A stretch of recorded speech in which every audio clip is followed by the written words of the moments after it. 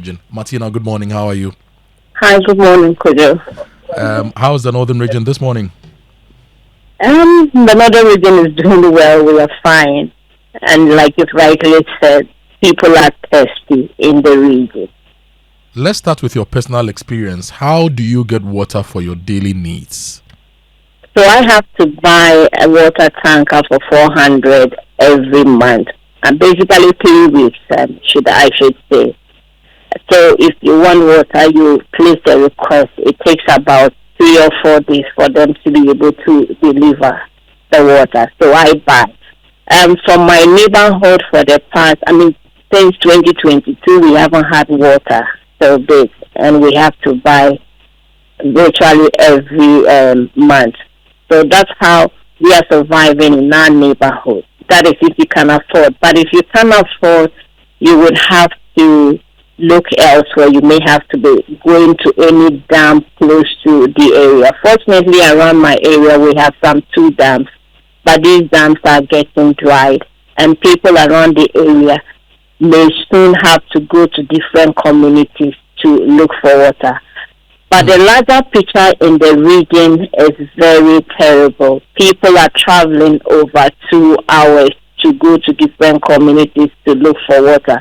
And Martina, before we do the larger picture, let's still stay with you so that we get a clearer picture for listeners, okay? So okay. You spend 400 cedis to buy water from a water tanker every month. Yes. And you have to call them 3 to 4 days before the water is delivered. That is so. How big is the tank that they supply to you? So it's just the average tank. So the big one is about 800. So it's about 2,000 liters? Like something like that. Do you know that if you were buying water from Ghana Water Company, that 2,000 liters is supposed to cost you 21.6 cedis? I know that because previously we paid sometimes 20 cedis and 25 cedis at the end of the month. And this time we have to buy about 400 cedis a month. So I know that. How do you feel about paying 400 cedis for something which should cost you maximum 25 cedis? Yes. How do you feel about that? It's draining because you would have to definitely make provisions for this money no matter what in advance. So if you buy today, you are raising money for another month because you don't want a situation the day comes you can't afford and then you don't have water. The place is so dry that you would need water by all means. You may have to bath twice a day. You would have to cook. You would have to wash. And all this, you would have to use water. So you must have water. You must look for the money at all costs. And he said your taps have not been flowing since 2022. 4 years. Yes. Give me the regional picture now. Now, for the entire northern region here, from Fort to Tamale South, Tamale North, Taneribu, people do not have water. If you want water at this point that we're speaking, most people would have to depend on the dam. There's this dam at Golinga. It's about 2 hours from town if you are going to ride to go. So people are buying damp water to use because that's the cheapest. If the purified water was going for 400 cedis, that one probably be going for 200 cedis. So people are buying these damp water to use. Those who can afford it would have to walk, would have to go like an hour in, an hour back. That is the closest dam to get water. And this water, very muddy. You come and you have to put it down, look for a settle. And if you came with a barrel, you probably be getting like a bucket because the larger portion of it is mud. So people who would have to go and carry and come, and you may have to get more. So it means that you have to go multiple times to be able to survive a day. Wow. Some people are depending on water tankers that come into communities. So you put your container there, they come and fill. In the past, it went for 5 cedis. Now people are buying for 10 cedis. And that is the dam water. So if they bring it closer to you, it's cheaper for you and it's less stressful. But how many people are able to afford 10 cedis almost every day? Because a family could be up to 7, 8 people. And one barrel would not last the entire day. So it means that every single day you would have to buy. Now just put that together. The barrel is 10 cedis. Exactly. And they fetch it direct from the dam. So it's untreated water with a lot of mud in it. Exactly.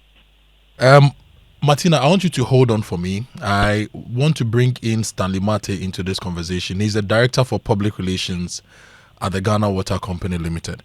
Mr. Martey, good morning. Yeah, good morning, good. How are you, sir? Yeah, I'm doing well. Thank you very much. It's been a while since we spoke to you on water-related issues, but I hope you were able to listen to Thirst in the North, the documentary we aired. Yes, I did. Thank you. What are your thoughts? How do we solve this problem? Okay. Thank you very much. I'll first of all say that the water sector is divided into two. Now we have rural water and then we have urban water. Urban water is managed by Ghana Water Limited. That's a mandate. And then rural water is the mandate of the Community Water Sanitation Agency. So we have a definition laid down as to who is the GWL. So I have listened to the documentary, and I'll be happy if you allow me to speak on the urban water situation. That's fine, sir. Yeah. So for the northern regions, border for since the documentary covered the regions, let me manage it. Let my explanation be on all the areas. Stanley, your line is not too clear for me. I don't know whether you are moving or if you can position yourself well, that will really help us. I'm seated. Is it clear now? It's slightly okay. Okay, let me. Is it better? Way better. Is it better? Way better. Please go ahead. So you're going to tell us about the Bolga and the Upper East water supply system. Yeah. So with the Upper East water supply system, they do not have any problem because we have a new treatment plant in Nabrongo. We extract water from the Tolon River, and then we're able to supply the entire Nabrongo and then Bolga. Prior to the new treatment plant in Nabrongo, we had an old treatment plant where we extract water from the Via, and then we treat for the people of Bolga and its environs.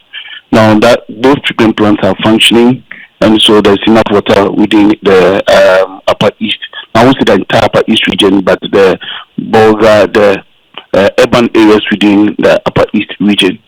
Boko is also served very well from boreholes. We have boreholes in Boko, which we abstract for treatment for the people. Now, Upper West also has a treatment plant in Jambuzi, where we abstract water from the Black Volta and then treat for the people of Upper West. It's a long distance from Jambuzi to the Wa municipality and then surrounding communities. But that treatment plant is also functioning and serving the entire municipality effectively. So there's no problem within the urban areas of Upper West region. Mr. Martey, now the challenge is Upper West before you go to the northern region. Mr. Martey. Now the northern region is served from the Talon treatment. Mr. Martey, can you hear me? I want us to stay with Upper West before we go to Upper East. Your treatment plant there has a capacity, installed capacity of 12,000 cubic meters per day. You do 8,500 cubic meters per day. Yes. Is it really sufficient for the population of the upper? So that treatment plant is actually underutilized. So we are looking at extending water to more areas, extending the pipelines to more areas so that we could serve more people. So that project has been ongoing for a while, and so we have roped in a lot of customers in that vein.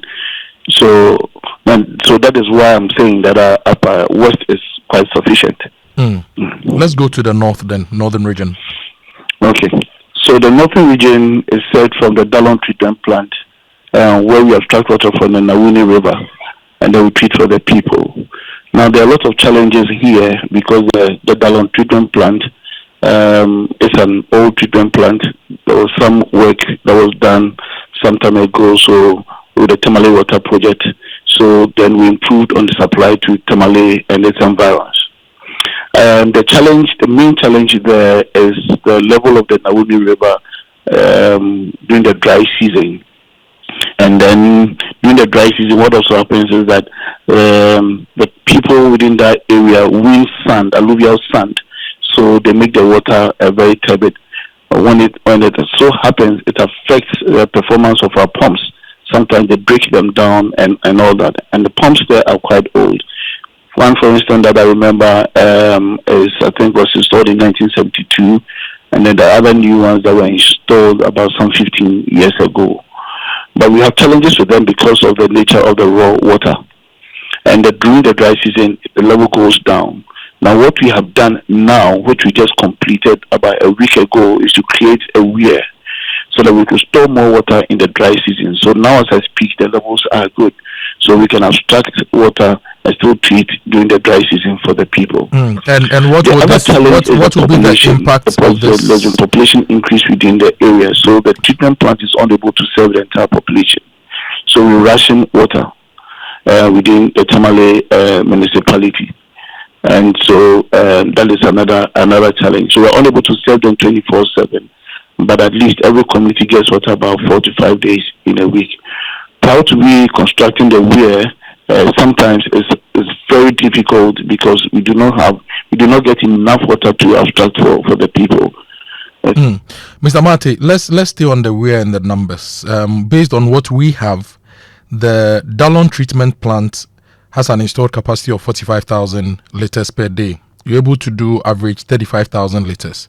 But the demand within Tamale exceeds 90,000 liters and 90 million liters a day. So there's about a 60% deficit. With the weir coming on stream, how is this going to improve? Do you have some numbers to share with us to assure the people that they must look forward to improvements? Koyo, sorry, I didn't get your question. Could you please repeat it?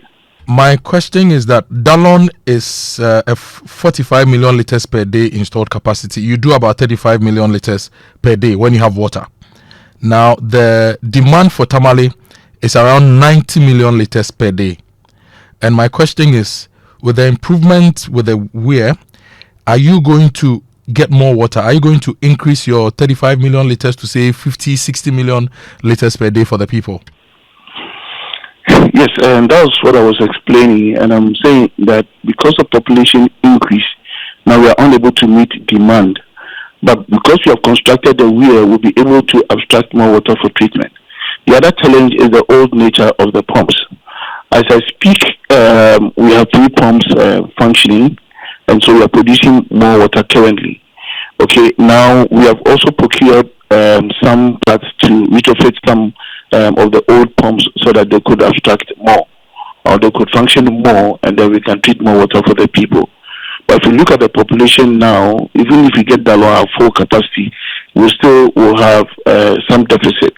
So then we have a project, a Tamale water project, coming on board very soon, where we are going to abstract water from the White Volta to serve the Damango enclave and then to serve the Tamale municipality as well. When the Tamale water project is on board, we will be able to solve the water situation within Tamale. But there are let's deal with the pumps. Several rural areas within the the 3 northern regions, and that I will say that we can only they only can be served by community water, because community water actually uses mechanized boreholes and stuff to serve people within their the jurisdiction or within their mandate. So let's leave that for community water to respond to. Okay. Okay. So there's a lot of work being done. We also have the Yendi water project, which is coming on board soon. But as I speak, we have new pumps that will be installed within the Yendi plant, so that we can serve them with water. During the dry season in Yendi, the water situation is quite terrible. So we are working on dredging the area where what we have realized is that there are some rocks that block the flow of water, especially in the dry season when the levels go low. So those rocks are being broken down so that the water can flow downstream, and then we can abstract more water, especially with the new pumps. The contractor is going to go to site very soon, install the new pumps, and then we can abstract water and still serve them during the dry season. In the last few months that my new managing director has taken office, we have visited the 3 northern regions quite often, all in a bid to ensure that their water situation is ameliorated within the shortest time possible. So we are doing a lot of work in that area, and we are hopeful that in the next year, in the next 2 years, we should see some positive signs, and then the water situation could be solved. I wanted to ask you about the pumps at Dalon. You said they are quite old. Yes. Are you changing them?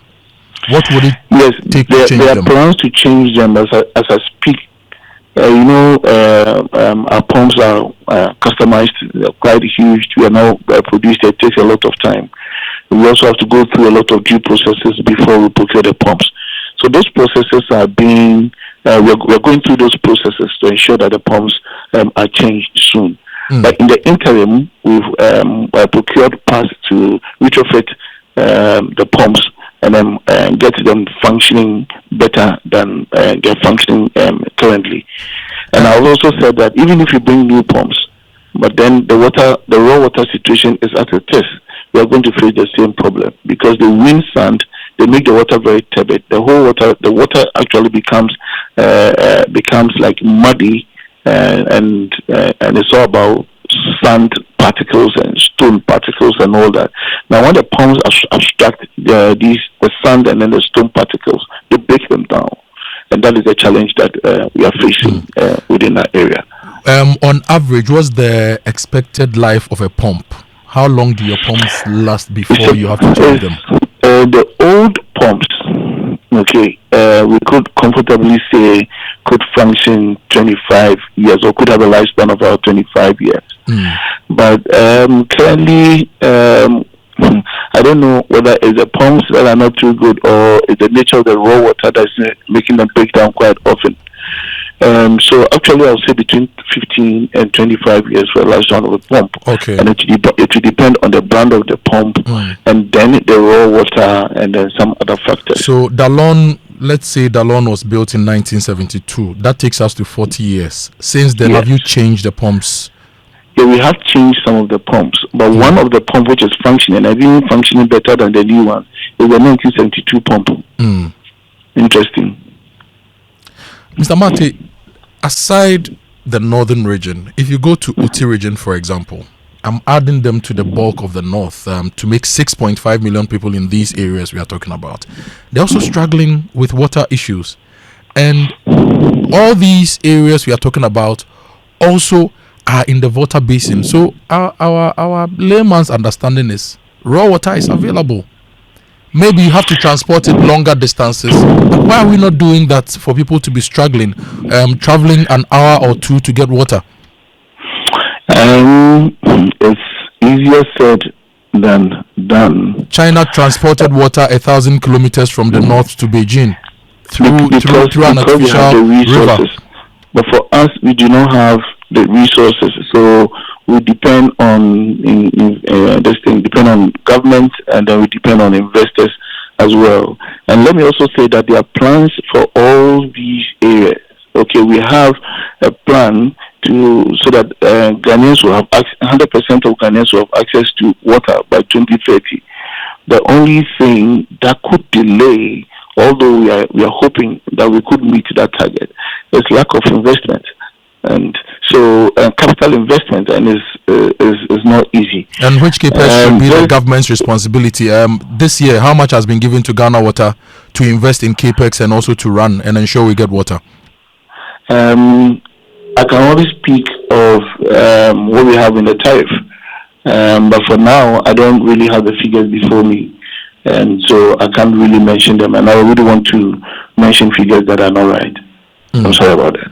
Okay, Mr. Martey, thank you so much for I'm also very joining us grateful here. for the opportunity. It will be great if you could put something on paper for us to do an analysis of the new projects you are doing and when they will come on stream, so that people listening to us in the northern regions would know when this plight is going to be over. Yes, if you can share something like that with us, we'll be really happy. Thank you so much. Thank you so much. That was Mr. Stanley Martey, Ghana Water PRO. I still have my colleague Martina Bugri on the line. I want to wrap up with Martina. So, Martina, we've heard from Ghana Water. Happy? I won't say happy because we started hearing that they were going to do something about it since 2016, to the extent that sort was even cut for some of the projects in the area. And up till now, we are still in the same situation. Now, Mr. Martey also mentioned rationing of water. Was K, Yanshegu, Fo, Taha, Kapa, Yuli. These are communities in town center. And for over 2-3 years, these communities have not had water. If the rationing is done, why are these communities not still getting water? At least once in all these years that has passed. So yes, I mean, when it's spoken is beautiful, but the reality is, when is it arriving for the people to change their lives, so that people do not have to waste several hours going to water, people do not have to drink dirty water, fall sick, and all the consequences that come with having to go to take these dirty water that people continue to drink. Martina, I really feel for you and what you are going through, but we'll keep our eyes on this. We are not going to deprioritize this. We are going to prioritize this and push so that together we can get water for people in the north to drink. Thank you so much for joining us this morning here on the Super Morning Show, Martina. You're welcome.